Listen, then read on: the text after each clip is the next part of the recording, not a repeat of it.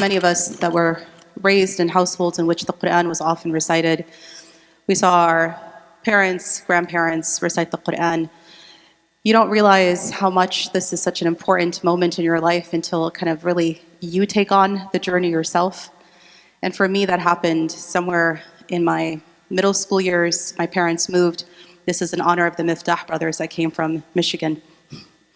Moved from the East Coast where I had grown up to Michigan. And when we moved there, we didn't know anybody. My parents, it was the summertime right before my 8th grade year. And my parents said, there is a girls' camp happening in the masjid. Would you like to attend? I said, sure. And got to meet some friends for the first time. Assalamu alaikum, inshallah. And they were talking about a group of girls that had gone to study the Qur'an. And I thought, okay, yani, that's nice. And just carried on with the camp until the very last day of this camp. All these girls returned back from their studies, and they had gone to Syria. This is before the war, of course.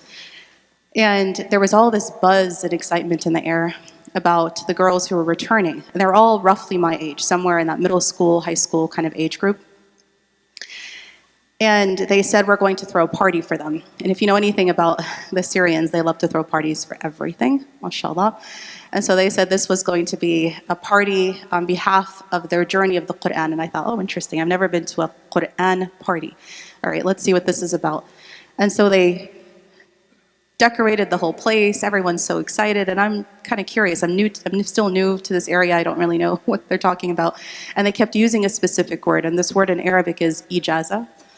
This is their Ijaza in the Qur'an party. And I thought, what is Ijaza? Like, I don't even know what this means. It's to colloquial ear, it sounded like, you know, your summertime. Like, I don't know what this word means, vacation time. And eventually these girls come to the party and they're dressed in the most beautiful, they're literally caped and gowned the way you do in a graduation. But it's in white, it was like white satin, all trimmed in gold, and it was just the most beautiful thing. They were caped in these white gowns and then crowned with crowns of flowers, right? And they walked in one by one, and I thought to myself, I feel like I'm seeing like angels. Like, who are these girls coming in one by one, mashallah? And each of them then shared their stories. And in sharing their story, they were sharing how they went to Syria to go study the Qur'an. And they were American like myself, kind of born and raised, or raised in America, and yet had spent time studying the tajweed of the Qur'an and or memorizing different forms of ijaza, which turned out to mean a license to teach, a certification in the Qur'an. That's what the term ended up meaning. And they celebrated these girls, and I remember standing there as right before my 8th grade year, so it must have been about 13 or so, standing there, watching the procession, watching all of this, lots of nasheed, like our munshid who was here earlier, all the feels, all the vibes, right? And I remember having that moment and saying, Ya Allah, please send me where these girls went. Please allow me to have the Qur'an like them. And I found this dua kind of like overwhelming me, like just coming into my heart, Ya Rabbi, allow me to. And I thought, wow, like 13-year-old me who was into all things East Coast, which I'm not going to list what all those things are, mashallah, had never had an interest or an intention necessarily in studying the Qur'an, let alone memorizing, let alone tajweed, or all these words that I knew nothing about, ijaza, tajweed. I didn't know any of these words. And I knew that my own recitation was very slow and kind of weak. How was I going to ever accomplish this? And then on top of it all, to go to Syria. I'm not Syrian. People always think I'm Syrian. Allah bless you all. Alhamdulillah, but I'm not actually Syrian. So it was a very big deal for my parents to... This happens every time. Allahu Akbar. Allahu Akbar.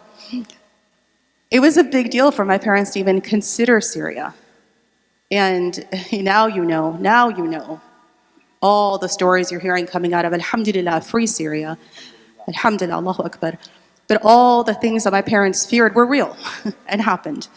And so to send their daughter, out of this a 13, 14-year-old, to a land that they've never been to a place where there are all these discussions on people who study Islam, people who memorize the Qur'an, people, what were they going to do to me? They were terrified.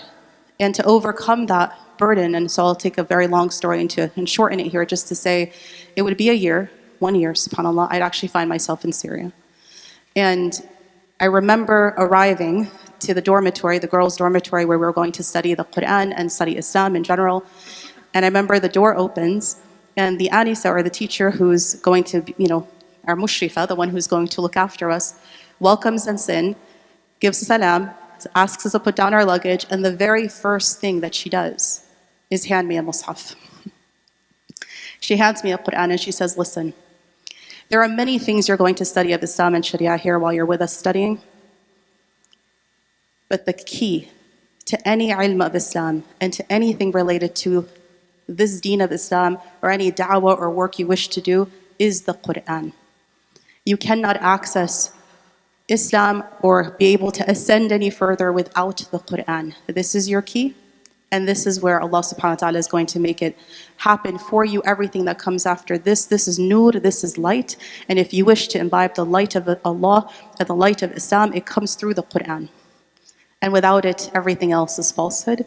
So make your intention right here, right now, and Allah subhanahu wa ta'ala will give you this Qur'an. And I think that's the moment. That's that moment right there as she hands that mushaf that I felt like, Bismillah. It would take a long time. It would take a journey. It's a journey that we keep on going through, subhanAllah. And some of you know that, alhamdulillah, it'd be about a year and a half now I completed the Ashar Qira'at, alhamdulillah.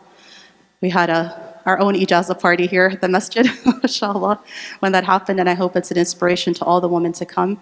But it's been years and years of a journey, but it started with that handing the mushaf and saying, Bismillah.